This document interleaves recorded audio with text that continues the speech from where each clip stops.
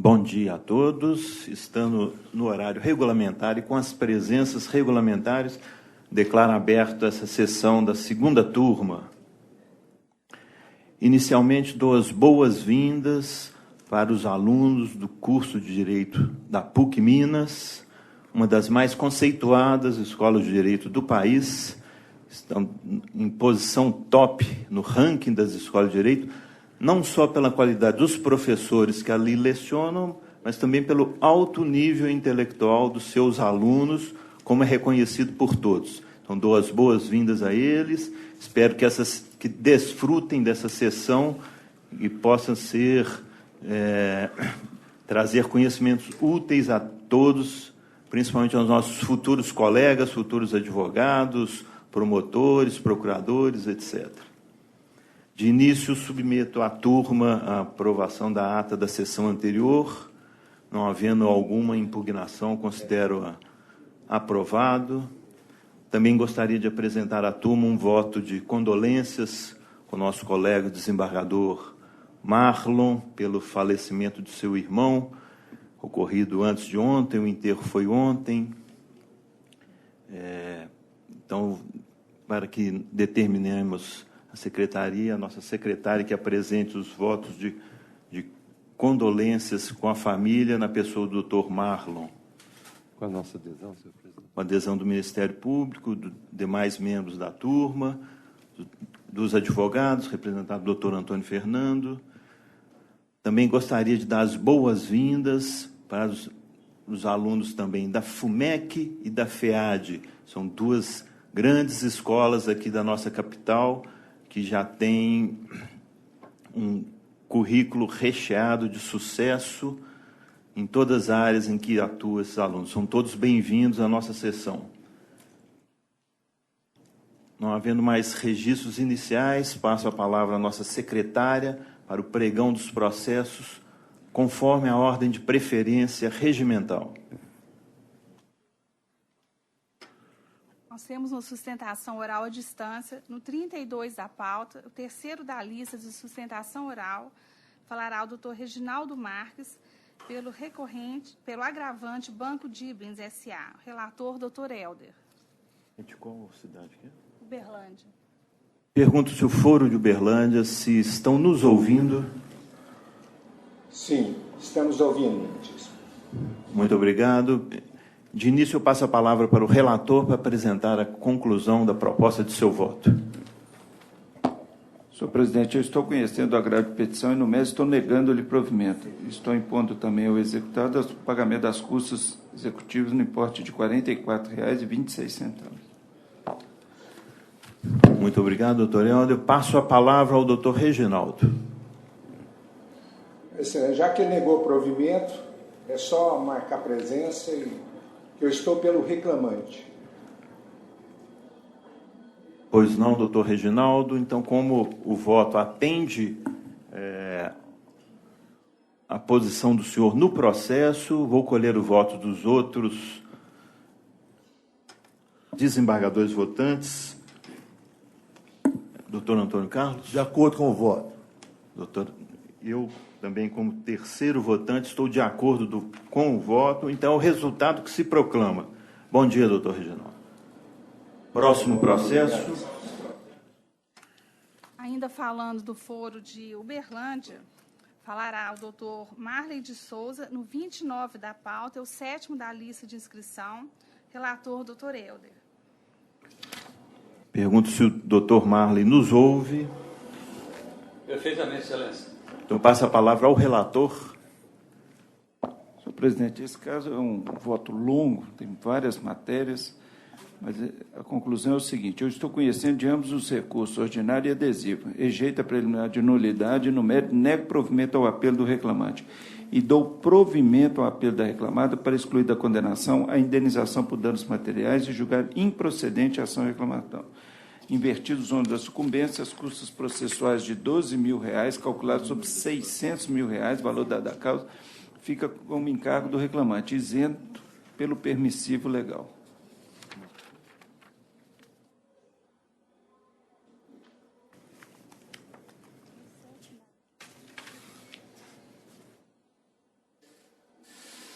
Pois não, a palavra com o advogado pelo tempo regimental. Excelentíssimo senhor juiz-presidente dessa egregia turma, nobre desembargador relator, demais membros dessa egregia Câmara Julgadora, colegas presentes, membros do Ministério Público. Em questão preliminar, não obstante o nobre relator ter julgado o recurso do reclamante improcedente, certamente, ao final, em melhor reflexão, ele poderá, inclusive, reaver essa posição e, com certo, os demais membros votantes não o acompanharão nesta conclusão. Aqui, nobre senhor juiz, encontra-se um fato crucial, de extrema relevância ao processo. Vê-se que ainda impera no nosso ordenamento jurídico o princípio de obediência às leis, o devido processo legal. E no caso em questão, o reclamante demonstrou que a reclamada ela é revel nesse processo. Em nenhum momento do processo a reclamada esteve presente quando da audiência inicial nos exatos preceitos do artigo 844 da CLT. É bem verdade que o parágrafo 1º do artigo 843 permite a reclamada se fazer representar por preposto. Mas o caso em questão verifica-se que até a aprovação da sentença, a reclamada em nenhum momento esteve representada nos autos, nos exatos preceitos do artigo 46, 43 do Código Civil e artigo 75 do CPC. A pessoa cuja concedeu procuração ao advogado e a pessoa do preposto não consta no contrato social como representante da reclamada. Tudo isso foi invocado durante toda a fase processual e não foi apreciado pelo julgador, mesmo na questão de embargo declaratório. Assim, eu vou ficar restrito apenas nessa preliminar para demonstrar a vossas excelências que a pessoa, dona Geralda, que conferiu a procuração aos advogados e ao preposto, ela não consta no quadro social da empresa. Ela não tinha poder para outorgar procuração e nem para nomear preposto.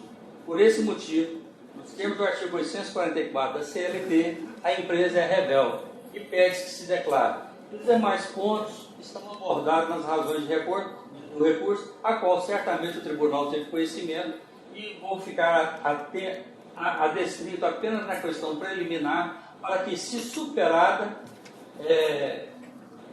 adentre ao mérito para mostrar que o reclamante tem todos os seus direitos e ficou comprovado os danos sofridos na empresa. É o que você requer, excelência. Faça justiça.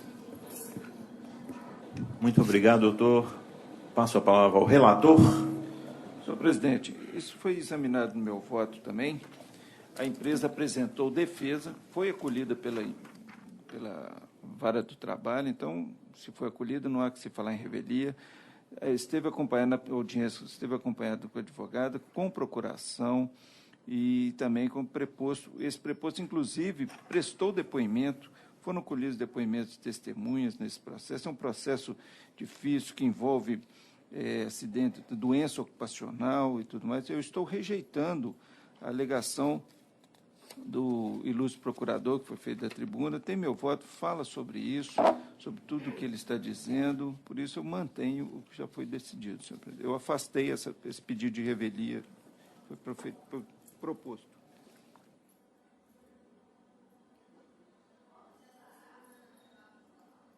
Doutor Antônio. Pois não, senhor presidente. Superada a questão preliminar no voto do excelentíssimo senhor juiz relator, eu peço vênia apenas para discordar com relação ao mérito, uma vez que, apesar da beleza do voto, muito bem lançado, muito bem escrito, as razões eu entendo que está com a juíza de primeira instância, uma vez que houve agravamento da doença, atuação com causa e tudo mais provado, ele realmente tinha uma doença pré-existente, mas a posição dele no trabalho, as condições de trabalho agravaram a posição. Então, em razão deste agravamento, ela fixou uma indenização de R$10 mil. Eu estou mantendo. como voto, peço vênia para divergir neste ponto. Muito bem. Eu, como terceiro votante, também vou pedir vênia ao eminente relator para acompanhar essa divergência em relação à conclusão sobre a doença ocupacional. Por entender também da mesma forma que, como ressaltado pelo relator, num processo muito difícil, né, longo, cheio de provas, realmente não há como reconhecer essa revelia que pretende o recorrente, tendo em vista o comparecimento da empresa, que, como determina as normas processuais, passou a acompanhar o processo desde o seu comparecimento, produzindo as provas necessárias, ou inquirindo testemunhas, prestando depoimento. A perícia produzida, a perícia médica, também eu entendi acompanhando a maior parte do voto do relator, que deixou bem claro que a doença ocupacional tem uma origem degenerativa, mas reconheceu, no fim, uma concausa do trabalho que teria atuado no agravamento dessa doença, né? Então, dessa forma, entendi também que a juíza de primeira instância dosou muito bem o valor da indenização, tendo em vista o tempo de trabalho, analisou essa questão do tempo de trabalho do reclamante, o tempo produzido só para essa empresa. Então, dessa forma, eu também peço vênia ao relator para acompanhar a divergência, mantendo a condenação, né, da indenização como arbitrado em primeira instância. Senhor presidente, eu tenho, igual no outro processo, eu tenho uma dificuldade grande de entender a questão do concausa. Até nós debatemos um processo com o doutor Sebastiano, o relator, o revisor. Nesse caso aqui, ok, porque ele traz dúvida mesmo, porque o laudo fala isso. Traz. Agora, são 44 anos trabalhando como mecânico. Ele trabalha desde 10 anos. Azar, né, do último que pegou. Eu não consigo entender. É o objeto lícito. Ele foi contratado, ele era mecânico, foi contratado como mecânico, trabalhou como mecânico. Já vinha com uma doença... Resistente. Quer dizer, é igual aquele dia com o doutor Sebastião, não vai empregar mais o povo. Quem tiver essa idade, não faz mais. O problema é a doença. Não pode empregar. Ele teria que ser readaptado, alguma coisa assim. Mas ele bom, o negócio é complexo mesmo. É complexo. Ok, eu faço adaptação. Não, e o voto está destacando muito bem essa parte, né? A vida profissional do reclamante foram 44 anos trabalhando na mesma atividade, uma atividade considerada pesada, sendo os últimos 4 anos na reclamada. Por isso ela Mas, se referiu àquela... o que eu achei difícil de superar nos fundamentos da sentença é a conclusão da perícia médica que faz a relação como concausa do tipo de trabalho desenvolvido ali com o agravamento da doença. E tendo em vista esse longo tempo de trabalho dele, mas apenas 4 anos para a reclamada, a juíza dosou no valor da indenização, né? Em vez não houve condenação a uma pensão mensal, que normalmente haveria, resumiu os danos materiais, fez uma conta considerando todo o tempo de trabalho e chegou a um valor de R$10 mil de indenização. Ok, aí vai constar, negou provimento a ambos os recursos. Né? Ok, faço adaptação, né? Fico vencido. Então, o resultado que se proclama para o pregão do próximo processo... Próximo é o 33 da pauta. O primeiro da lista de sustentação oral falará o doutor Eduardo Barbosa Belisário Campos, pela recorrente Plante Construtora. Relator, doutor Helder.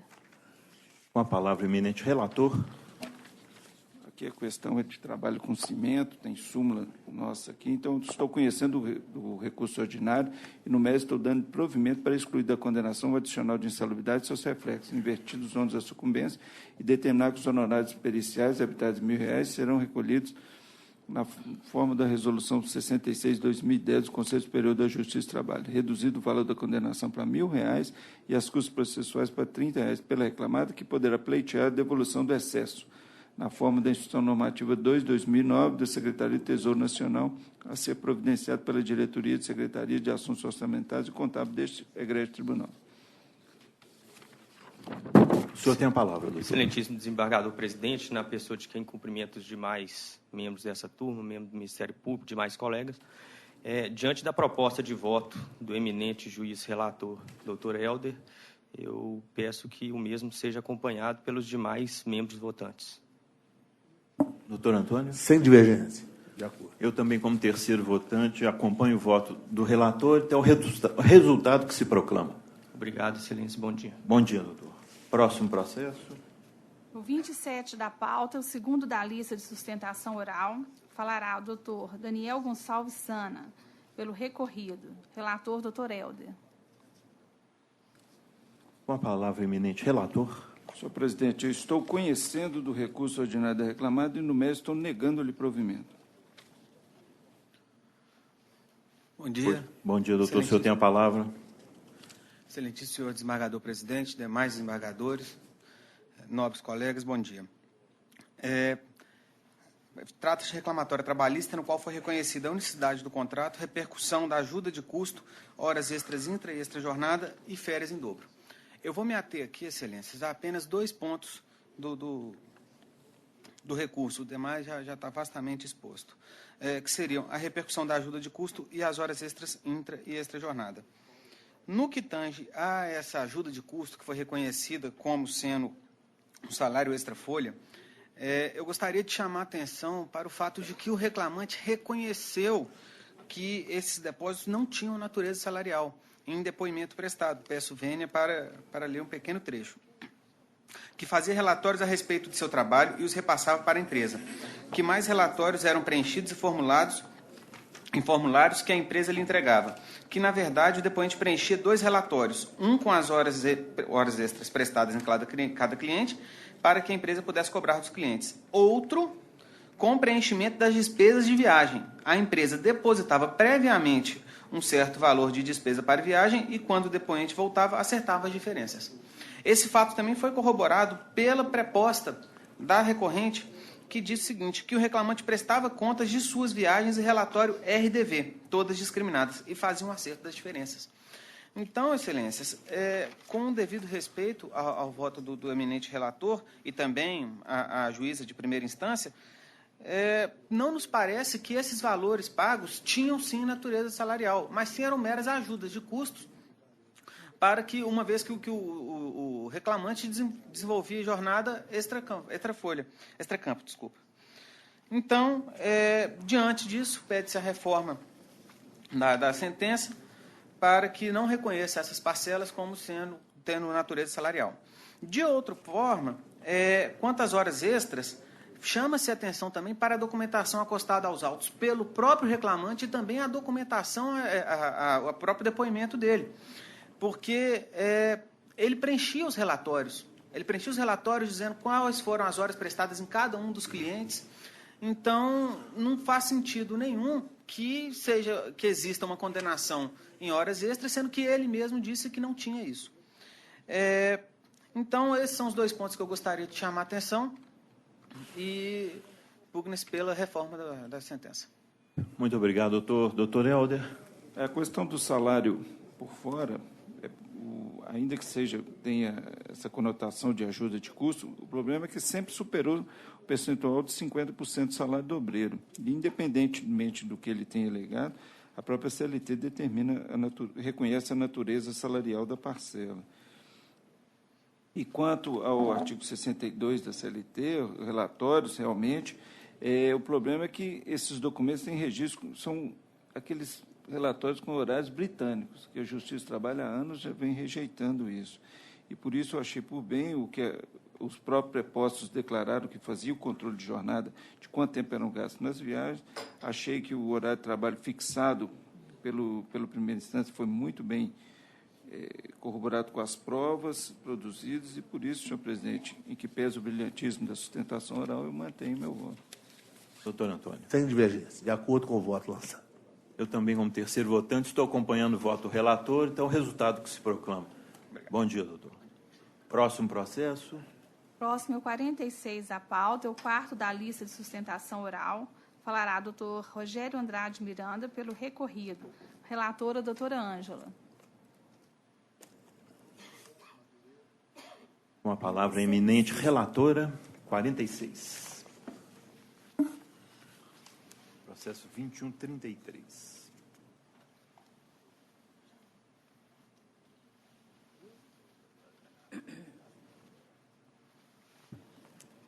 Senhor presidente, eu estou conhecendo do recurso do reclamante, no mérito, negando-lhe provimento. O senhor tem a palavra, doutor Rogério. Bom dia a todos. Bom dia. Poderia aguardar primeiro voto divergente? Pois não. Doutor Helder. Estou de acordo, senhor presidente. Doutor Antônio, terceiro votante. Então, é o resultado que se proclama, doutor. Muito obrigado. Prazer revê-los. Bom dia. Prazer foi nosso. Bom dia. Próximo processo. É o 8º processo da pauta, é o 5º da lista de sustentação oral. Falará doutor Marcelo Ribas Lira, pelo agravante. Relator, doutor Lucas. Bom dia, doutor. Bom dia, excelência. Vou adiantar a conclusão da minha proposta de voto, pela qual eu não conheceria do agravo de petição, entendendo incabível, mantendo condenação nas custas pela agravante no valor de R$ 44,26. O senhor tem a palavra. Excelentíssimo senhor presidente, desembargador dessa corte, demais juízes aos quais cumprimento na sua pessoa. Honrado pela presença aqui pela primeira vez, igualmente como foi quando estudante de Direito com o doutor Helder na vara de origem. Discordando do voto de Vossa Excelência, trata-se o caso de agravo de petição em execução fiscal, o qual entendemos que teria o cabimento, sim, diante das características do processo. Né?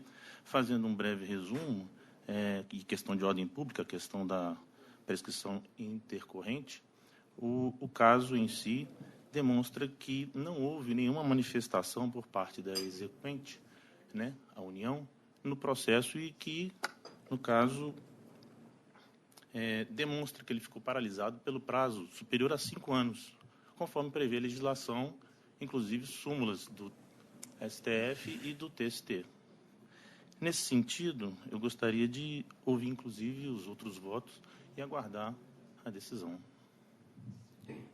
Pois não, doutor.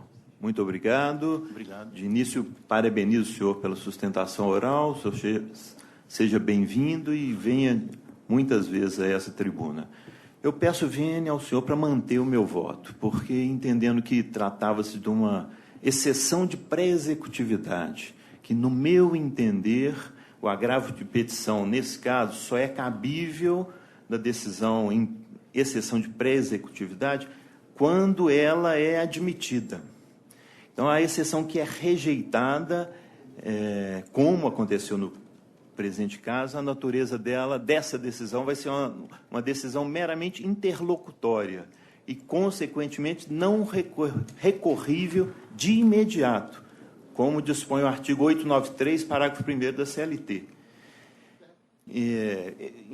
Eu entendo que o recurso, nesse caso, ele exige uma garantia prévia do juízo, conforme previsto no artigo 893 e no 899 da CLT, que é a interpretação que o TST dá a essas normas, como consta na instrução normativa número 3 de 93. Então, por entender isso, inclusive o TST tem esse tribunal, quer dizer, tem uma orientação jurisprudencial, que é a número 28, que trata especificamente dessa matéria. E essa orientação jurisprudencial, eu peço vênia para lê-la, em seu inciso 1º, trata que a decisão judicial que não conhece ou julga improcedente exceção de pré-executividade possui natureza interlocutória e não enseja a interposição de agravo de petição, salvo nos casos previstos na súmula 214 do TST. O inciso 2 dessa OJ também prevê que é cabível o agravo de petição da sentença que acolhe a exceção de pré-executividade com extinção total ou parcial da execução. Então, por essa forma, pelo meu voto, eu não estou entrando na questão de fundo que o senhor está levantando aí da tribuna, posso até concordar com ela, mas ainda não é o momento de enfrentá-la pelas condições processuais. Então, é nesse sentido que eu não estou conhecendo do agravo por incabível. Eu vou colher o voto dos demais julgadores Doutora Ângela. Eu acompanho o voto, senhor presidente. E doutor Helder. Doutor Helder. Estou de acordo, senhor presidente. Então é o resultado que se proclama, doutor. Muito obrigado, excelência. Por nada, bom dia para o senhor. Próximo processo. Agora, passando para a pauta do PJE, na sessão de relatoria do doutor Helder, no 24 da pauta, falará o doutor Antônio Fernando Guimarães, pelo recorrente.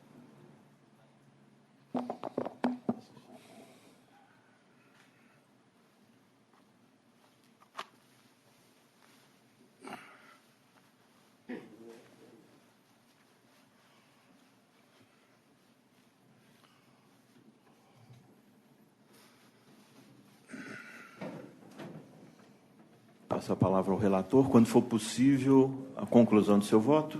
Senhor presidente, eu estou conhecendo o recurso ordinário e no mérito estou negando-lhe provimento. Com a palavra, o ilustre advogado. Senhor presidente, senhor desembargador-presidente, eminente relator, senhores desembargadores, ilustre representante do Ministério Público, senhora secretária, servidores, senhores advogados. Senhor presidente, há um certo vício, com todo respeito, data máxima vênia, de que descobri, depois de 26 anos da vigência da Constituição, que os sindicatos continuam ainda sendo sindicatos e não uma associação civil cuja vontade da categoria define a sua vida sindical. O artigo 8º da Constituição, por mais claro, por mais expresso, o artigo 8º, inciso 1, diz que não poderá haver intervenção ou interferência na vida sindical. Continua sendo, data máxima vênia, uma letra morta. Os sindicatos se entendem ainda que é um órgão parafiscal, que tem que ser tutelado pelo Estado, e essa tutela saiu do Ministério do Trabalho e agora vem a ser uma tutela judicial. O que é que se pretendeu neste processo? Um associado quer se insurgir contra a vontade de toda a categoria, que, na forma do seu estatuto social, dispôs sobre um processo eleitoral. E ele busca, então, alterar as normas eleitorais para que elas sejam adaptadas ao seu ponto de vista. O ilustre julgador Acor data máxima vênia teve os seus devaneios, com todo respeito, das diversas normas que estavam sendo impugnadas. Ele entendeu que uma não era bonita, não era gostosa, não era diferente, data máxima vênia, que é o prazo que os empregados tinham para registrar sua chapa. Eu vou abrir um parênteses.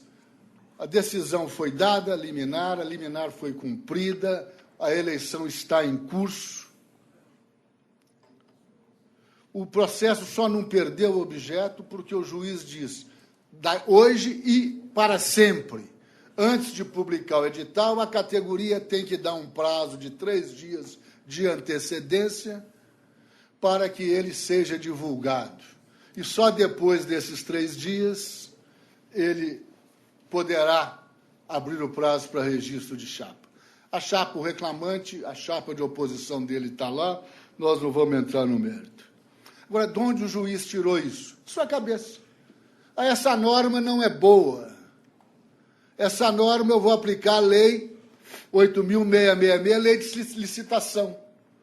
E eu estou criando esses 3 dias. Por que não criou 10, não criou 20? Não elegeu? Porque tem que intervir.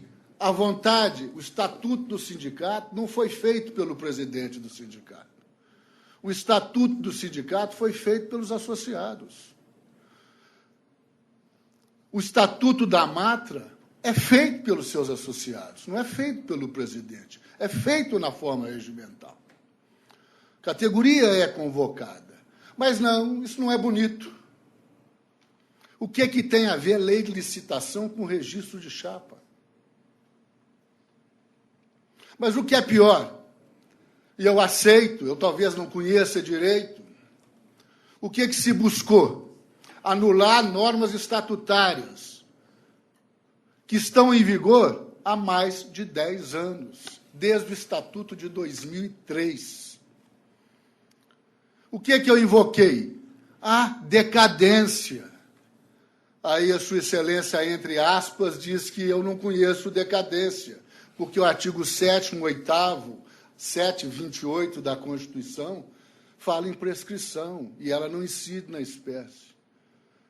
Mas, infelizmente, eu invoquei a decadência do artigo 48 do Código Civil.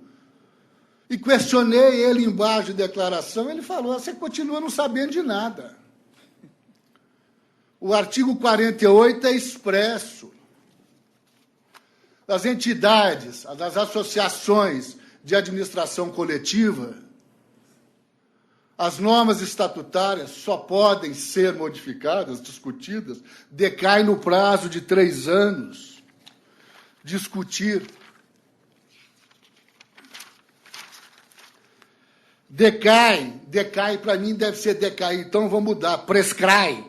Em 3 anos o direito de anular as decisões a que se refere esse artigo, quando violarem a lei, o estatuto ou forem eivadas de erro, dolo, simulação ou fraude.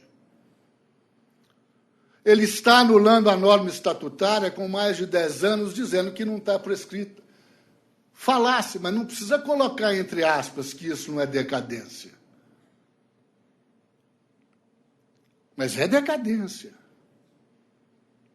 E assim teria que ter analisado. Mas ele desconhece o artigo 48, como desconhece o 58 do Código Civil. Cabe aos associados definir o processo eleitoral de sua associação. Ah, mas é sindicato. Sindicato é CLT. Sindicato é composto por pelego. O dirigente sindical, esse que está lá, está há 25 anos, é verdade. Pegou o sindicato com uma salinha e está aí juntado aos autos. Com 42 associados. O juiz mandou juntar a relação dos associados que concorreriam, eleitores. Nós juntamos. São 19 mil eleitores. São 32 mil associados. É um sindicato que saiu de uma salinha na rua Carijós e tem hoje 310 funcionários. Está certo, poderia concorrer, tentou ficar lá, pode ser, mas é a categoria que quis assim. É o estatuto que quis assim. Mas não. Estatuto não é bom. Eu gosto da lei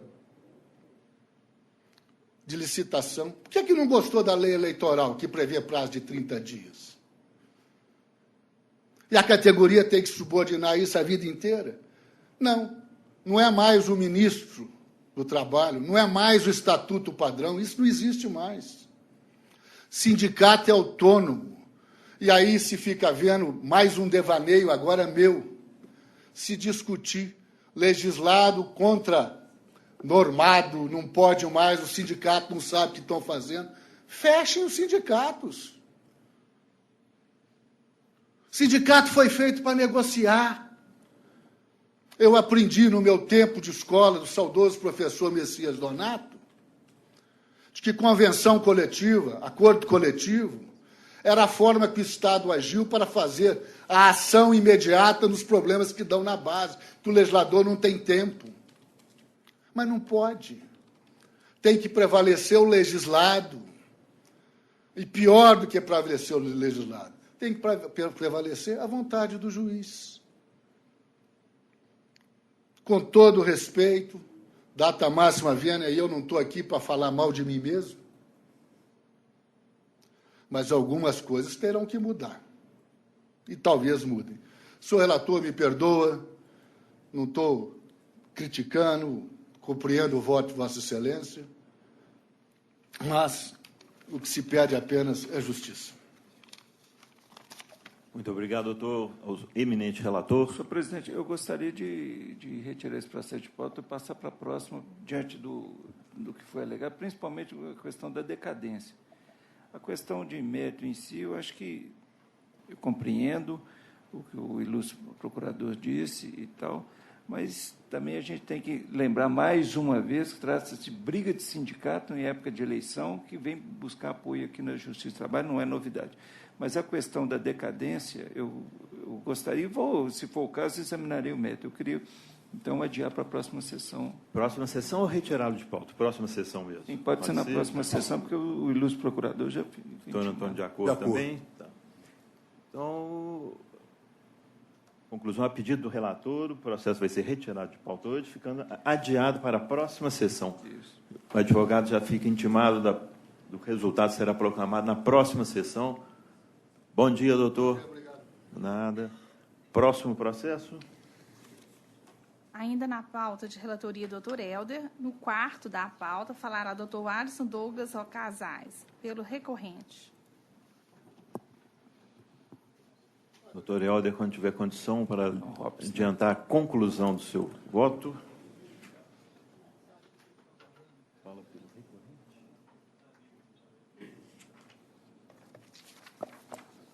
É o da Copasa, né?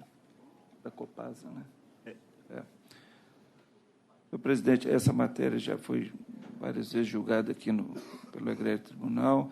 Eu estou conhecendo o recurso ordinário do reclamante, eis cumpridos os requisitos de admissibilidade, mas, no mérito, estou negando-lhe provimento, adotando as razões de decidir da sentença recorrida, confirmada por seus próprios fundamentos, nos termos do inciso 4º do parágrafo 1º do artigo 895 da CLT.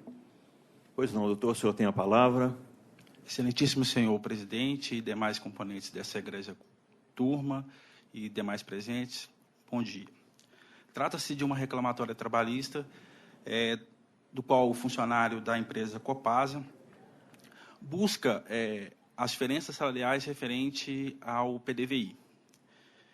E a questão que cinge em torno dessa questão é uma questão de interpretação de uma cláusula do próprio PDVI, que é a cláusula 6.1.1, do qual, no seu entender, o reclamante, o juiz de piso interpretou de forma equivocada essa cláusula. Como o próprio relator adiantou, é uma questão já de conhecimento dessa turma, mas a interpretação, o qual deveria se dar, nesse caso, por se tratar de interpretação ambígua, por gerar uma dúvida, onde não houve aí uma ampla divulgação desse plano, onde não houve uma divulgação de como seria, esses cálculos, deveria se dar com base no artigo 422 do Código Civil, onde determina que, em caso de cláusulas ambíguas, deve se interpretar em favor do aderente. E é esse caso. O que se deve interpretar, peço vendo aqui para fazer a leitura, é que o prêmio em pecúnia, o que está, o que melhor, com devida vênia, se interpreta dessa cláusula, é que o prêmio em pecúnia equivale a 0,4 salário nominal, vigente na data do desligamento do valor, acrescido do valor do quinquênio anuênio, por anos completos efetivos de serviço prestado à Copasa. Então, o texto diz que o valor do quinquênio anuênio deve ser acrescido para o cálculo dos 36 anos trabalhado. Então, Vossas Excelências, eu peço que, na verdade, faça essa interpretação como outros julgadores, outros juízes também julgam. Até um que geralmente substitui aqui nessa egrégia turma, o doutor Antônio Gomes de Vasconcelos, do qual ele conclui da seguinte forma: a interpretação dada pelo reclamante é no sentido de que o prêmio pecúnia equivale a 0,4 do salário nominal e que esse valor soma-se ao quinquênio de ambos integralmente. Então, é o que eu peço, Excelência, que faça essa interpretação e que dê provimento ao recurso reclamante para que pague as diferenças do PDVI. Pois não, doutor, muito obrigado. O senhor relator? Senhor presidente, a matéria já é conhecida, eu já participei de outras sessões de julgamento, foi no mesmo sentido, até nas contrarrazões juntas, inúmeros acordos do nosso TRT sobre o assunto, por isso eu não estou mantendo a decisão de primeira instância, que faz uma melhor análise da questão da indenização do PDI instituído pela Copasa, por isso eu mantenho o voto em que pese o brilhantismo da sustentação oral levantada pelo ilustre advogado. De acordo com o voto do relator. Eu também, como terceiro votante, acompanho o voto do relator. A turma vem decidindo dessa maneira, ao meu ver, na maioria de suas decisões, e deixando claro, inclusive, como ressaltado aqui na sentença, que a dúvida que poderia haver pela interpretação literal aí da norma, a divulgação que dela foi feita na empresa já tira qualquer dúvida a respeito dessa interpretação. Então, conforme o voto do relator, é o resultado que se proclama. Bom dia, doutor. Muito bom dia, muito obrigado. Próximo processo. Passando para a sessão de relatoria, doutora Ângela, no 32 da pauta, falará a doutora Cláudia Magalhães Souza, pela recorrente.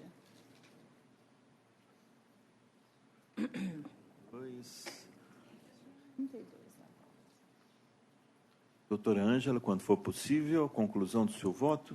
Senhor presidente, eu estou conhecendo do recurso interposto pela reclamada, no mérito negando-lhe provimento, mantendo a sentença integrada pela decisão de embargo de declaração por seus próprios e jurídicos fundamentos. Pois não. Doutora, a senhora tem a palavra. Muito obrigada. Excelentíssimo senhor desembargador presidente, ilustres desembargadores que integram essa colenda da Corte, ilustres representantes do Ministério Público aqui presentes, senhoras secretárias, inicialmente um bom dia a todos. Não obstante o respeito e o voto proferido pela ilustre relatora, a reclamada vem pedir que seja concedido provimento ao seu apelo. Isto porque, no seu modesto entendimento com relação às matérias em que o autor, em que houve condenação da ré, dizendo respeito a horas de deslocamento e também horas à disposição, entende-se que merece reforma a sentença e também quanto à rescisão indireta. Isto porque, com relação à rescisão indireta, ficou em conteste no processo que o autor, ao ingressar com a ação, declarou expressamente, até tomou-se o cuidado de transcrever este trecho da inicial no recurso ordinário. O autor declarou, enumerou os fundamentos e elementos pelos quais ele entendia que seria o caso de uma rescisão indireta do contrato de trabalho, mas informou que, para ele, a manutenção do vínculo era algo insuportável. No curso da instrução processual, restou demonstrado, e nesse aspecto o juiz bem analisou o conjunto probatório, que não houve cometimento por parte da reclamada de atos que justificassem o pedido de rescisão indireta, o qual foi afastado. Contudo, o julgador entendeu que o vínculo continuaria.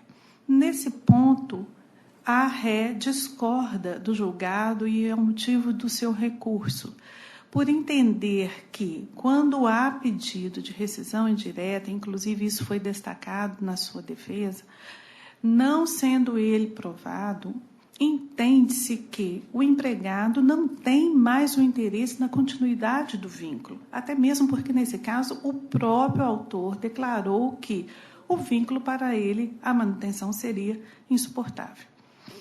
Nesse sentido, e até amparado em vasta jurisprudência transcrita em seu recurso ordinário, entende a ré que deveria ser declarado, uma vez afastada a rescisão indireta, o fim do contrato de trabalho por pedido de demissão do empregado e seus consectários legais, não a manutenção do vínculo.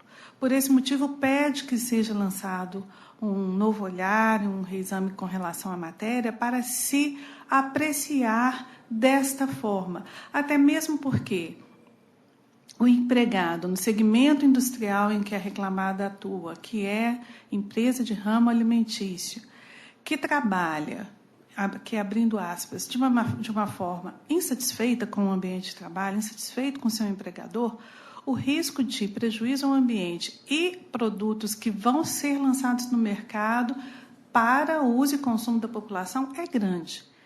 entende assim a reclamada que seria aqui o caso de manter, sim, o entendimento de que não há nenhum fato grave praticado pelo empregador que autorize o fim do vínculo, mas que o empregado, nesse caso específico, deixou bem claro que não teria continuidade. Não se poderia brindar a ele que, ao invés de pedir demissão, uma vez que, no seu entendimento, o contrato, a manutenção do vínculo seria insuportável, procurou o viés incorreto e não verdadeiro da rescisão indireta. Quanto às horas de deslocamento, também pede-se vênia para pedir o provimento do seu recurso. Isso porque entende a REC que o conjunto probatório trazido aos autos, até mesmo inspeção judicial realizada pelos juízes de primeira instância na região, ata notarial também, que a reclamada tomou o cuidado de buscar, realizar e trazer aos autos, além das demais provas, comprovou que existe transporte público, aonde a empresa está localizada, é às margens da rodovia, é um local de fácil acesso, estando aqui ausentes os requisitos e elementos que caracterizariam a incidência de horas de deslocamento. Ela está dentro do próximo perímetro urbano da cidade de São Sebastião do Oeste. Inclusive, existem empregados que moram nessa cidade e vão a pé para o trabalho. De tal monta é a proximidade da empresa às margens da rodovia, entendendo aqui que não seria o caso de concessão das horas de transporte. Até mesmo porque, na convenção coletiva, no acordo coletivo firmado com o sindicato, que representava o interesse da coletividade dos empregados, restaram estipulados diversos benefícios e um benefício específico para fazer frente a eventual deslocamento, que é o fornecimento diário de um valor de R$ 4,20 para auxílio alimentação. Então, nesse aspecto, além da comprovação documental, além da existência fática de transporte compatível, além da localização em local de fácil acesso, há previsão coletiva, benefícios registrados, entendendo aqui que seria o caso de aplicação do entendimento do saudoso ministro Teori Zavascki, no aspecto de se analisar os benefícios da convenção coletiva com relação especificamente às horas de deslocamento, para serem elas afastadas. E também se acolher um entendimento que já tem sido referendado pela Colenda e a Igreja sexta turma desta casa, nesse sentido. Pede-se, então, vênia para pedir que haja um provimento no seu recurso. Por fim, quanto às horas de deslocamento, quanto às horas à disposição, todas as horas extras que ultrapassaram a jornada de efetivo trabalho foram registradas e quitadas. Quanto aos minutos residuais, aqui também tem que se dar, pede-se vênia, valia e acolhimento à norma coletiva, que prevê que estes minutos residuais, 10 minutos antes ou após, que não sejam de efetivo trabalho, não sejam caracterizados como horas à disposição para se impor horas extras ao empregador. Isso também faz parte do acordo coletivo, essa norma foi juntada e a cláusula citada em defesa e também em recurso. Além do entendimento jurisprudencial, que se pede vênia para aqui destacar, de que tempo gasto com lanche, uniformização ou desuniformização de empregado não é de efetivo trabalho, motivo pelo qual entende-se que não seriam aqui horas à disposição para serem pagas como horas extras. Quanto aos demais aspectos do recurso ordinário, as horas fictas noturnas, corretamente apuradas e quitadas, é a questão de prova documental. Quanto aos honorários periciais, pede-se que sejam afastados ou minimamente reduzidos e demais temas. Vou me reportar aos argumentos que constam já do recurso para não me alongar mais, mas pedindo que seja concedido um provimento integral ao apelo da reclamada. Muito obrigado. Com a palavra, a eminente relatora. Senhor presidente, eu parabenizo a doutora pela sustentação oral. Eu li atentamente o memorial que me foi entregue no gabinete, mas eu mantenho o meu voto quanto à questão do término do contrato. Eu não vejo como dar provimento ao recurso, porque, na inicial, o reclamante deixou bem claro e expresso que ele pugnaria pelo término do contrato apenas na hipótese de ser reconhecida a falta grave por parte da empregadora. Então, não vejo como concluir que houve uma manifestação volitiva do autor no sentido de haver o término do contrato. Então, no meu entender, agiu com acerto o juiz de origem, inclusive no intuito de preservar a relação de emprego. Quanto às demais questões, sobretudo de jornada, restou incontroverso nos autos o deslocamento do autor no percurso de ida e volta por meio de condição fornecida pela ré. E a prova mostrou a presença de todos os requisitos necessários ao deferimento dessas horas de transporte, bem como os minutos residuais. No voto, eu manifesto o entendimento, que é o entendimento da turma e o meu pessoal, no sentido de que essa cláusula, que simplesmente exclui o direito às horas in itinere, é nula, porque configura uma verdadeira renúncia a um direito de ordem pública, e eu citei, inclusive, a súmula 41 do Regional. Então, eu entendi que a decisão de origem está correta ao deferir 1 hora extra por dia, que é pela análise da prova, a título de horas in itinere. Ressaltei também no voto que a reclamada não é uma microempresa ou empresa de pequeno porte, e, por isso, não lhe é permitido estipular, por meio de acordo ou convenção, um tempo médio despendido nesse transporte fornecido para suprir a ausência do transporte público regular. Analisei os controles de ponto e vi que, claramente, conclui-se que a reclamada não observava a hora noturna reduzida quando da apuração desse tempo. E, quanto aos honorários, eu entendo que o valor arbitrado em primeira instância em 1.500 está condizente com a complexidade do trabalho do perito. Pois não, colho o voto dos demais votantes. Doutor Helder? Estou inteiramente de acordo, senhor presidente. Doutor Antônio? De acordo. Então, o resultado que se proclama. Bom dia, doutora. Bom dia a todos. Próximo processo. Ainda na pauta de relatoria, doutora Ângela, no 21, falará doutor Felipe Barrenuevo Miachita, pela recorrida. Bom dia, excelências. Bom dia, doutor. Eminente relatora, para anunciar a proposta do seu voto. Senhor presidente, eu estou rejeitando a preliminar de não admissibilidade do apelo suscitada pela reclamada, conhecendo o recurso da reclamante, no mérito, dando-lhe provimento parcial para reconhecer o vínculo empregatício entre as partes durante todo o período de prestação de serviço em favor da reclamada. E determinei o retorno dos autos ao juiz de origem, a fim de que outra sentença seja proferida, com o exame dos pedidos formulados pela reclamante, considerando a sua condição de empregada da reclamada. Declarei prejudicada a análise das demais pretensões consectárias do reconhecimento do vínculo, bem como da pretensão relativa aos honorários advocatícios. Pois não, doutor Felipe, o senhor tem a palavra. Obrigado, senhor presidente. Em nome de Vossa Excelência, eu cumprimento todos aqueles que compõem essa egrégia turma. Cumprimento também o ilustre membro que aqui representa o Ministério Público, servidores e colegas presentes. E digo que venho hoje, senhor presidente, em nome da Natura, pedir respeitosamente a manutenção da respeitável sentença de procedência.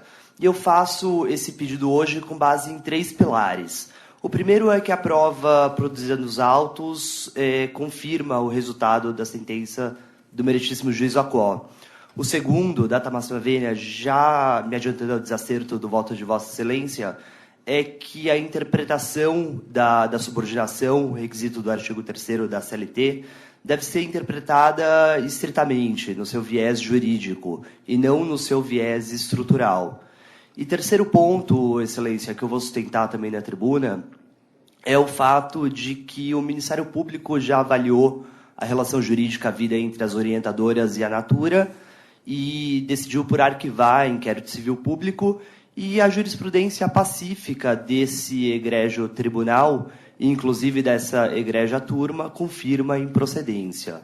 Pois bem, vejamos ponto a ponto. No primeiro ponto, relativo às provas, é importante esclarecer a Vossas Excelências o que é uma consultora Natura orientadora. A consultora Natura orientadora, senhor presidente, é uma consultora que também faz vendas de produtos Natura, mas tem mais 2 funções, quais sejam, que é de indicar novas consultoras para o negócio e promover a orientação dessas consultoras que elas indicam para o negócio. E fazem isso de maneira totalmente autônoma, marcando com ônus e bônus, sem qualquer ingerência, sem qualquer gestão por parte da Natura ou qualquer preposto da Natura. Tem total liberdade de jornada, total liberdade para efetivamente gerir o seu negócio. E toda a prova oral, testemunhal, houve dispensa recíproca dos depoimentos pessoais, confirmou a tese defensiva de total autonomia. Eu peço vênia a Vossa Excelência para transcorrer alguns trechos dos depoimentos colhidos nos autos, que comprova a ausência dos requisitos dos artigos 2º e 3º da CLT. A própria testemunha, ouvida a rogo da recorrente em juízo, senhor presidente, a senhora Cátia Aparecida dos Santos, ela deixou bastante claro que não existe qualquer tipo de meta. Ela até usa a palavra meta, mas deixa bastante claro que a Natura não impõe qualquer número para essas orientadoras, que se trata apenas e tão somente, ilustre relatora, da tabela de remuneração que seguiu no anexo 1 do contrato de prestação de serviços, entre aspas. Caso não atingisse a meta estipulada, seu ganho seria reduzido consideravelmente. O valor pago à consultora era tabelado. Quem repassava a tabela à consultora era a gerente. A meta que se refere era de consultoras ativas. Havia também meta de cadastro, 3 cadastros no mínimo por campanha. Questionada se havia metas para volume de vendas, respondeu que não sabe explicar como era essa meta de venda, mas que quanto mais vendesse, mais ganhava. E segue no seu depoimento, senhor presidente, falando que as metas mencionadas se assemelham com as de documento de página 10 do ID 9770D16, que se trata apenas e tão somente da tabela de remuneração que seguiu no anexo 1 do contrato de prestação de serviços atípicos. E, mais adiante, essa testemunha, ouvida a rogo da recorrente, afirma que a reclamada não estabelece horário de trabalho fixo para CNOs. A reclamante participava de todas as reuniões. Já a depoente participava de algumas, pois tinha que se deslocar com o próprio dinheiro. Ilustre relatora, esse é o limiar da autogestão. Não existe qualquer controle de horário, ela pode escolher as reuniões das quais ela participa ou não, e, inclusive, participava de algumas, pois tinha que se deslocar com seu próprio dinheiro.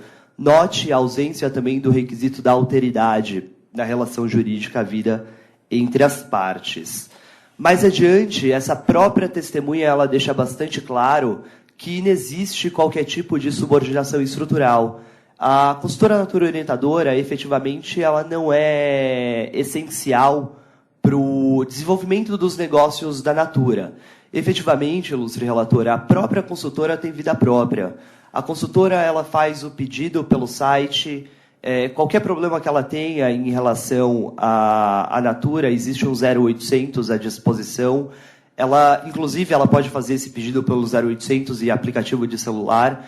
E ela tem uma senha, um login e uma senha que é pessoal intransferível para fazer esse pedido. Recebe esse produto por meio de uma transportadora e tem relação direta com a Natura, seja por meio da gerente de relacionamentos, seja por meio desse 0800. Então, a sua orientadora não é essencial para o desenvolvimento das atividades da Natura. E a própria testemunha ouvida a rogo da recorrente deixa isso bastante claro.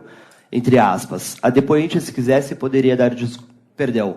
A consultora pode fazer os pedidos direto para a reclamada. As caixas eram entregues direto no endereço das consultoras. E a testemunha ouvida a rogo da Natura também comprova a tese defensiva e vai no mesmo sentido. A testemunha Luísa Aparecida Vilela Franco confirma que as próprias orientadoras não possuem exclusividade, e eu sei, ilustre relatora, que exclusividade não é um requisito disposto no artigo 3º, mas, na minha humilde opinião, demonstra a autonomia com as quais essas profissionais gerem o seu negócio. E ela vai além e confirma que CNO pode trabalhar com produtos de marcas, inclusive concorrentes. E aí, havendo o reconhecimento do vínculo empregatício, data máxima vênia, a gente estaria confessando uma falta grave, que é a concorrência desleal, passível, inclusive, de punição por justa causa. E essa testemunha vai além e afirma categoricamente que não há metas impostas à CNO. O documento de página 10 do ID citado trata-se de uma tabela de atividades, sendo que quanto mais ativas são as consultoras do grupo da CNO, mais essas ganham dinheiro. Quanto maior o número de cadastro, maior o valor pago às CNOs, que não há punição caso a CNO não faça nenhum cadastro no ciclo. E por aí comprova a ausência dos requisitos do artigo 3º. E é importante trazer a Vossas Excelências, na questão da subordinação estrutural, que o próprio precursor dessa doutrina, o ilustre ministro Maurício Godinho Delgado, ele deixou bem claro que o conceito de subordinação dominante na doutrina e na jurisprudência do Brasil exige a constatação do poder diretivo do tomador dos serviços sobre o prestador. E disse o ministro Godinho, entre aspas, como se sabe, o conceito de subordinação hoje dominante é a que compreende como a situação jurídica derivada do contrato de emprego, em decorrência da qual o trabalhador acata a direção laborativa proveniente do empregador. É uma situação jurídica que se expressa por meio de certas intensidades de ordens oriundas do poder diretivo empresarial, dirigida ao empregado. E com todo respeito ao voto de Vossa Excelência, o grande equívoco, caso Vossa Excelência tenha seguido por essa questão da subordinação estrutural, não se atentar às cautelas sugeridas pelo próprio precursor dessa doutrina, ilustre relatora. Com muita parcimônia, o Godinho segue na sua doutrina. Embora válido o intento teórico da construção da subordinação objetiva, ela não se consolidou inteiramente na área jurídica por ser fórmula desproporcional às metas almejadas. Tal noção, de fato, mostrava-se incapaz de diferenciar em distintas soluções práticas o real trabalho autônomo e o labor subordinado, principalmente quando a prestação de serviço se realizava fora da planta industrial, mesmo que relevante para a dinâmica e fins empresariais. Noutras palavras, a desproporção da fórmula elaborada tende a enquadrar como subordinadas situações fático-jurídicas eminente autônomas, contribuiu para o seu desprestígio. Senhor presidente, qualquer semelhança entre a doutrina do Godinho e a situação fática posta à apreciação de Vossas Excelências não é mera coincidência. E, por fim, mas não menos importante, é importante trazer à baila que a relação jurídica entre uma CNO e a Natura já foi investigada pelo Ministério Público do Trabalho. Foi uma denúncia que surgiu no Estado do Espírito Santo. A Procuradoria Regional do Trabalho do Espírito Santo houve por bem remeter essa denúncia para a Procuradoria Regional do Trabalho da 2ª Região, São Paulo, na qual foi processada e surgiu o inquérito civil público. E, naquela ocasião, o Ministério Público intimou a Natura para apresentar o rol de todas as consultoras Naturas orientadoras a nível Brasil. E, como não podia ser diferente, a Natura apresentou esse rol. O Ministério Público pincelou 6 orientadoras. Doutor, o seu prazo regimental já chegou ao fim. O senhor poderia concluir, por favor? Concluo. E só para deixar claro que tanto o Ministério Público quanto a pacífica jurisprudência no sentido de ausência de vínculo, e com base nesses motivos eu peço respeitosamente a manutenção da respeitável sentença. Obrigado e desculpa ultrapassar o tempo regimental, senhor presidente. Muito obrigado. A eminente relatora. Senhor presidente, eu parabenizo a brilhante sustentação oral, eloquente. Li não só o memorial, como a documentação que foi juntada com ele. Mas esse caso já foi analisado diversas vezes pela Corte. Claro que, em se tratando de questão de reconhecimento de vínculo, ainda que haja uma jurisprudência não tão pacífica quanto mencionada na sustentação oral, porque não só nessa turma, como em outras do tribunal, a minha manifestação foi nesse sentido no caso da CNO, que é um caso específico, diferente da vendedora Natura, que eu, como mulher e consumidora, conheço muito. Não que só as mulheres, né? Claro que os homens também, sobretudo nos dias de hoje. Há muitos cremes para barbear, coisa muito boa da Natura, mas é um caso que há divergência, não há essa pacificação. E, claro, a prova tem que ser analisada, trata-se de uma questão fática, o artigo 3º. Aplico, sim, a subordinação estrutural nesse caso, mas os outros requisitos do artigo 3º também, ao meu ver, estão presentes. E, no voto, eu falo tanto das cláusulas do instrumento particular de prestação de serviço, sobretudo a 2ª e a 3ª, a prova produzida nos autos, as testemunhas ouvidas, e mantenho meu voto, senhor presidente. Pois não, doutor Helder. Senhor presidente, eu apresentei uma divergência aqui com a devida vênia da ilustre relatora, entendendo também que não deveria ser reconhecido o vínculo empregatício, porque eu tenho comigo, se há divergência, se eu não é empregado, a gente tem que buscar também o que foi feito antes. E o que foi feito antes da prestação de serviço foi a assinatura de um contrato. A Maria Vanderly Lopes assinou um contrato com a Natura Cosméticos. E, como salientou o doutor Jales em um outro julgamento aqui da turma, antes da gente pensar em fraude, a gente tem que pensar também na boa-fé da assinatura do contrato. Ela assinou, ela trabalhou lá há muito tempo, ela vendia produtos, não tinha exclusividade. Eu acho que, nesse caso, ainda mais num ramo desse, eu, como pai de filhas, conheço a Natura, a moça que trabalha lá em casa e tal, a faxineira, ela vende Natura, vende Avon, vende esses negócios todos, Boticário, toda semana tem que deixar pelo menos um pedaço de um batom lá para pagar.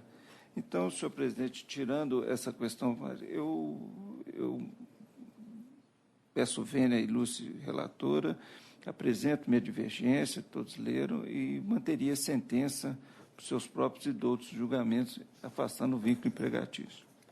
Pois não, apresentado voto divergente pelo doutor Helder. Colho o voto do doutor Antônio Carlos, o terceiro votante nesse caso.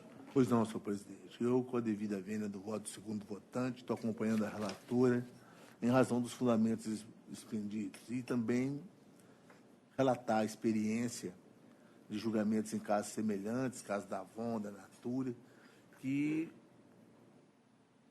explicita especificamente que a consultora, orientadora, é diferente da vendedora. Ela funciona como um intermediário entre a Natura e as representantes ou vendedores em si. Então, com a devida vênia do entendimento, da brilhante sustentação oral, eu estou acompanhando a relatora. Pois não. Então, o resultado que se proclama, conforme o voto da relatora, ficando vencido o segundo votante, doutor Helder. Bom dia, doutor. Me permite só uma palavra? Primeiro, agradecer toda a recepção aqui no estado de Minas. Me surpreendeu só o terceiro voto.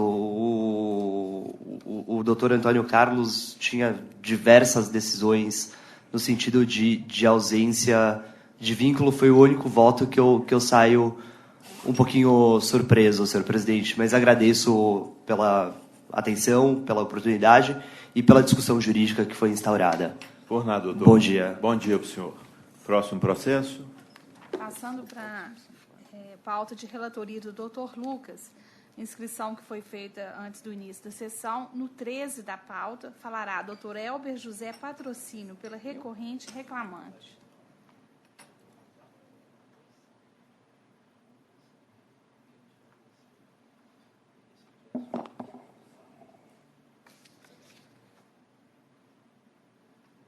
(8h39). A minha relatoria. Ah, tá. O processo número 13. 13, o 10.546. Não, eletrônico. Eletrônico. Aqui. Com a inscrição feita antes da sessão.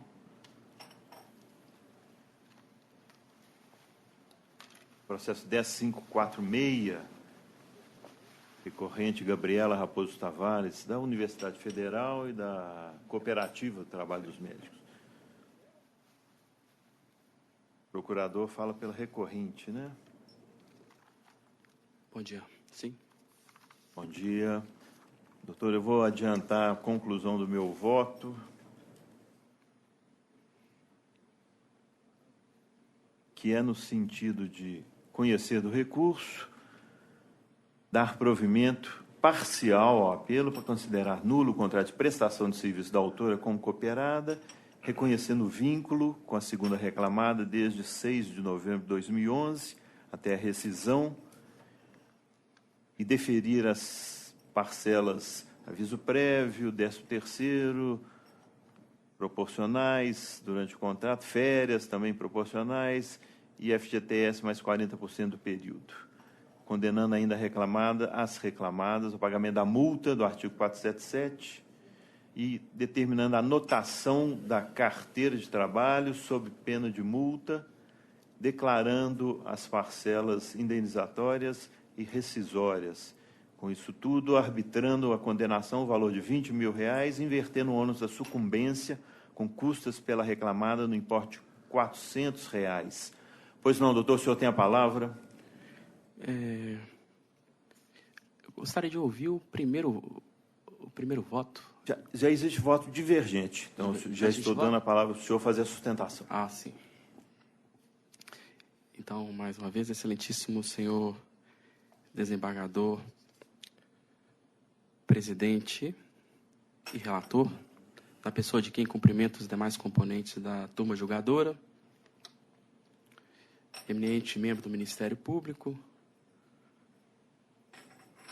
senhoras e senhores, colegas, trata-se o presente caso de onde se busca o reconhecimento de relação de emprego em detrimento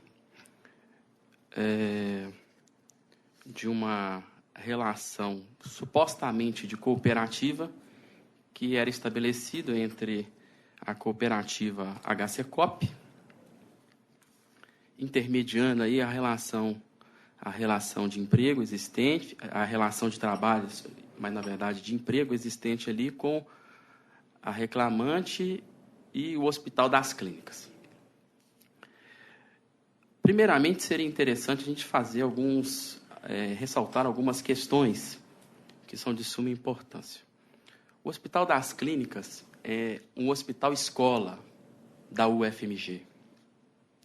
E nessa condição de hospital escola, o atendimento que presta à comunidade, a sua atuação na comunidade, é um hospital, entretanto, na sua essência está a formação de novos médicos, de novos profissionais da área de educação, principalmente dos alunos de medicina da UFMG. Nessa condição, o Hospital das Clínicas tem na sua administração, muito presente de forma veemente, a Fundep, que é uma fundação da UFMG, cujo presidente do conselho diretor, órgão diretivo da instituição, é indicado pelo reitor da UFMG, e o seu mandato ele é coincidente com o mandato do reitor da Universidade Federal, sendo também de livre nomeação, mas também de livre destituição por parte do presidente. A Fundep ela tem a função também em seu estatuto, de gerenciar hospitais. Então, é importante destacar que não é meramente uma fundação de extensão e de pesquisa e ensino, né? Ela tem em seu estatuto a função de gerir. E gerir o hospital em parceria com a UFMG. Então, nessa perspectiva, o Hospital das Clínicas, na sua gerência, na sua administração, tem de forma muito bem caracterizada e de forma ativa a presença da Fundep. Não bastasse isso, nós temos também essa cooperativa citada, cuja relação nós determinamos como fraudulenta, e fraudulenta não só dita por nós, mas também em autos de ação civil pública devidamente citada no processo, onde, através de uma vasta pesquisa feita pelo Ministério do Trabalho e a atuação do Ministério Público, reputou-se como fraudulenta a atuação de duas cooperativas dentro do Hospital das Clínicas. Dentre elas foi citada a HCCOP. E a relação que se estabelece entre essas instituições, ela é de tal maneira estranha que a HCCOP, na verdade, é o quê? É uma cooperativa de médicos, né? Do Hospital das Clínicas, não é? Então, nessa perspectiva, nós temos aí que essa atuação através de cooperativa, temos processo que já transitou em julgado, determinação em ação civil pública proposta pelo Ministério Público do Trabalho, onde determinou-se o afastamento da atuação dessas cooperativas em decorrência da clara atuação fraudulenta.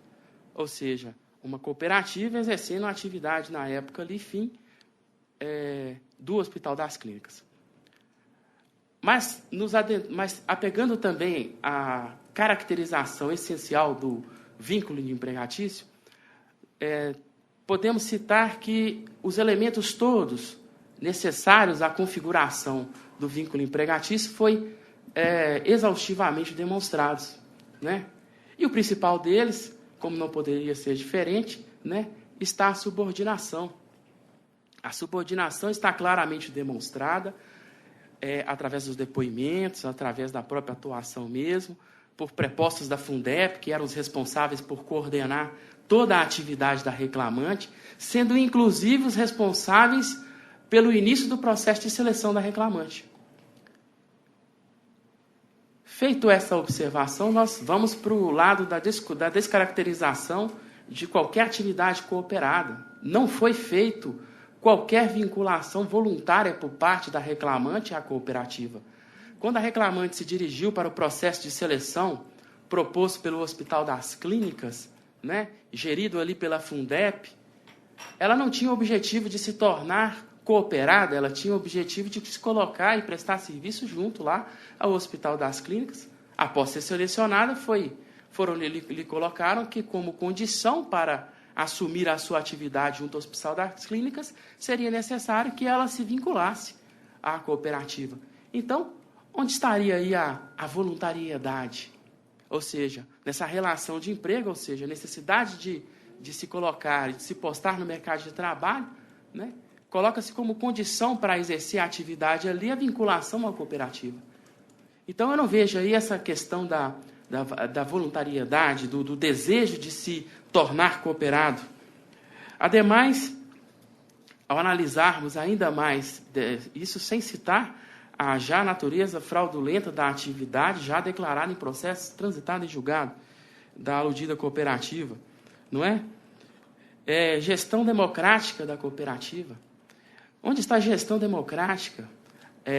Nós acompanhamos esse e outros processos, onde que os reclamantes, quando questionam aí, junto à cooperativa, se vê que os reclamantes nunca são convocados, ou jamais foram convocados para qualquer reunião, para qualquer assembleia, para que se proceda o processo deliberativo da instituição.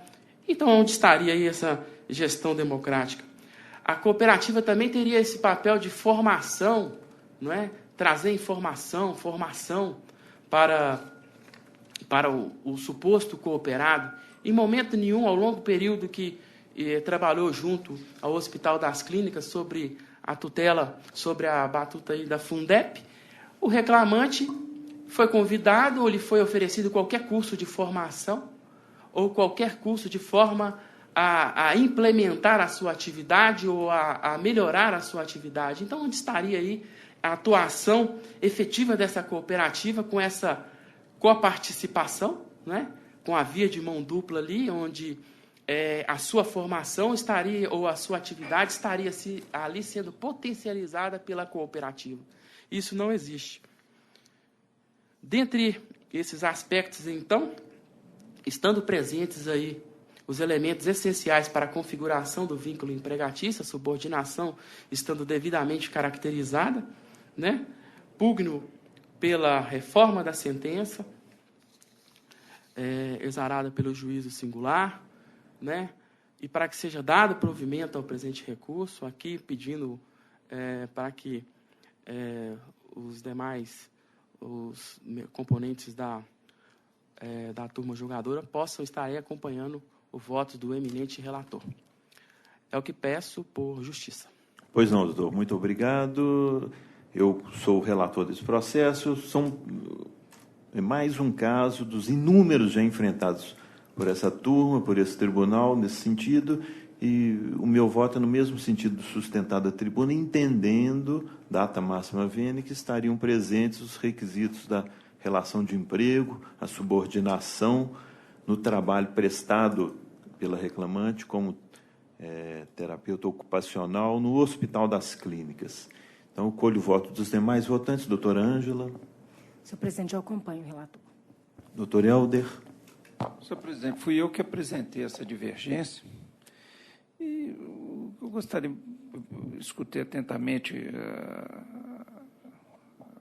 sustentação oral do ilustre advogado.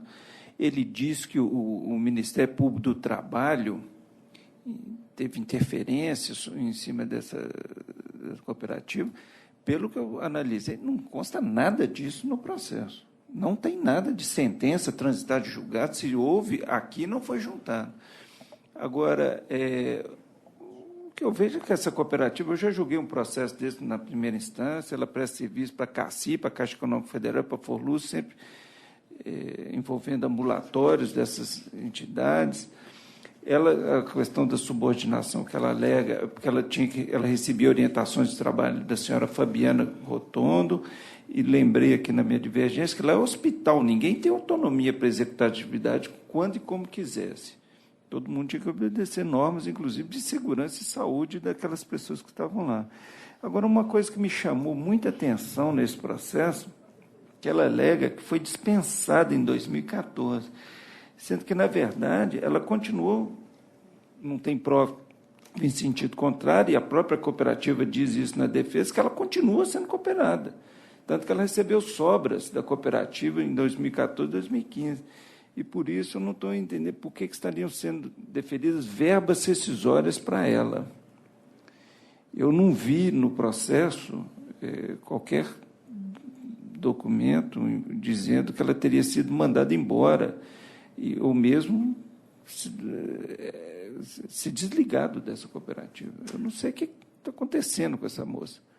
Ela é terapeuta, eu não sei. Por isso que eu apresentei minha divergência quanto ao vínculo, e estou salientando também essa divergência quanto à verba rescisória. Não tem documento mostrando que ela saiu da cooperativa, ou tenha parado de trabalhar para a cooperativa. E se parou, parou por quê, né? Eu estou apresentando essas divergências, mas o que eu vejo, eu fico vencido. Pois não, o voto levou em consideração que essa relação seria uma relação fraudulenta entre ela e a cooperativa. Então, que a relação de trabalho mesmo se dava em relação ao hospital e o fim da relação de trabalho ficou demonstrado, no meu entender, ficou demonstrado no ato, apesar dela continuar com essa formalidade da ligação com a cooperativa. Então, é o resultado que se proclama conforme o voto do relator, ficando vencido o doutor Helder. Bom dia, doutor. Bom dia. Só uma questão de fato para pontuar, Excelência. O voto que eu estou citando da ação civil pública, nós citamos ele no corpo da decisão exarada em ação civil, no corpo das razões recursais. E lá cita expressamente, nós até destacamos que a relação que a cooperativa HCCOP, pela investigação do Ministério Público e pelo Ministério do Trabalho, foi identificada como fraudulenta. Porque o senhor alegou que consta no processo essa decisão, e não consta. Tá. Consta lá no... Pois não, está esclarecido, doutor. Muito obrigado. Bom dia para o senhor. Próximo processo. Ainda na pauta de relatoria do doutor Lucas, falará, no 2 da pauta, falará doutor Ananias Eber Pereira da Costa, pela recorrida reclamante. Bom dia. Bom dia. Inscrição feita no início da sessão também. Eu vou direto à minha conclusão, pela qual minha proposta de voto, estou conhecendo o recurso, dando parcial provimento para excluir do julgado a concessão da antecipação da tutela pleiteada pela autora, excluindo também as astrentes combinadas para o cumprimento dessa ordem, mantendo a sentença em relação ao restante. Mantenho também o valor da condenação, pois ainda compatível. O senhor está falando pela recorrida, pela Carine, né? Para Carine. Pois não, doutor, o senhor tem a palavra. Bom, ilustríssimo presidente, demais membros da colenda turma, ilustríssimo membro do Ministério Público, servidores e demais presentes. Um bom dia. Trata-se de uma reclamação trabalhista, onde a Caixa Econômica abriu o edital no ano de 2014 e a reclamante ela foi 66ª colocada nesse concurso. versa nos documentos apresentados que a reclamada ela tem mais de 1.300 postos de trabalho ocupados por uma empresa terceirizada. Diante da colocação dela, seria mais que lícito a convocação da reclamante. Foi deferido realmente a antecipação de tutela na sentença, pelo arrazoado do juiz Jacó, onde, efetivamente, no dia 21/10/2016, ela foi admitida para trabalhar em Barão de Cocais. Gostaria de reiterar que fossem rejeitadas preliminares arguídas e, no mérito, seja mantida a decisão. Pois não, doutor. Muito obrigado pela sustentação. Essas questões eu vou manter meu voto como proposto, porque eu entendo que a turma vem enfrentando esses processos da Caixa em diversas oportunidades. E no meu voto eu achei mais prudente, como em diversos outros casos, não manter essa antecipação de tutela, porque é uma questão que tem muita divergência em cima dela e ainda alcança um órgão público em âmbito nacional. Então, nesse sentido, eu peço vênia para manter o voto como proposto, colhendo o voto dos demais votantes. Doutora Ângela. Senhor presidente, no mérito eu concordo plenamente com a decisão de Vossa Excelência. Com relação à antecipação, na primeira instância, já que estou aqui na condição de juíza convocada, eu vejo que está dando muita confusão. Do ponto de vista prático, essa antecipação não está funcionando. Quem deveria almejar essa tutela antecipada deveria, inclusive, ser a Caixa. Porque, no futuro, ela provavelmente, se mantida essa decisão, ela vai ter que pagar retroativamente. Então, e sem ter a contraprestação do trabalho. Mas, realmente, do ponto de vista prático, está inviabilizando. Acredito que... E a divergência ainda existe, não há uma uniformização, não sabemos como será a decisão final, então eu acompanho integralmente o voto de Vossa Excelência. Doutor Helder? Também integralmente com o senhor presidente. Inclusive, se a decisão não for mantida, a Caixa, por esse período, teria a mão de obra e teria resolvido isso. Né? Ela que tinha que querer. Inclusive, na nossa lista, o doutor Manuel ontem fez uma citação de uma decisão do Supremo em relação à competência, porque a questão está sendo muito discutida ainda. Então, o resultado que se proclama, doutor, bom dia.